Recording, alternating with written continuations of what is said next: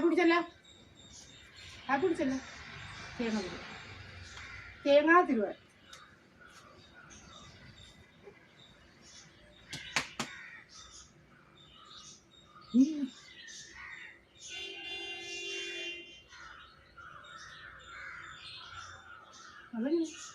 ലോകത്ത് ആൾക്കാരൊക്കെ വിളിച്ചു കൂട്ടിയിട്ട് തേങ്ങ തിരുവോ?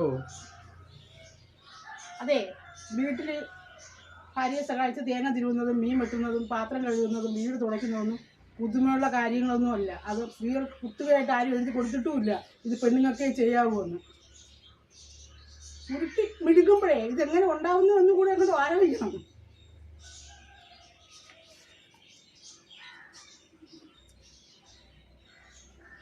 ഞാൻ തേങ്ങ തിരുന്ന ലോകം മൊത്തം അറിയിക്കുന്നു.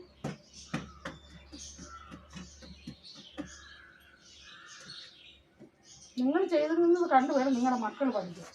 അമ്മാച്ചൻ ചമഞ്ഞ് മറ്റേ കാരണവർ ചമഞ്ഞ് വെളിയിൽ ഇരുന്ന് കൊണ്ട് കാപ്പി ചായ വെള്ളം എന്ന് വിളിക്കുമ്പോൾ കൊണ്ടുതരാനുള്ള ആരുമില്ല.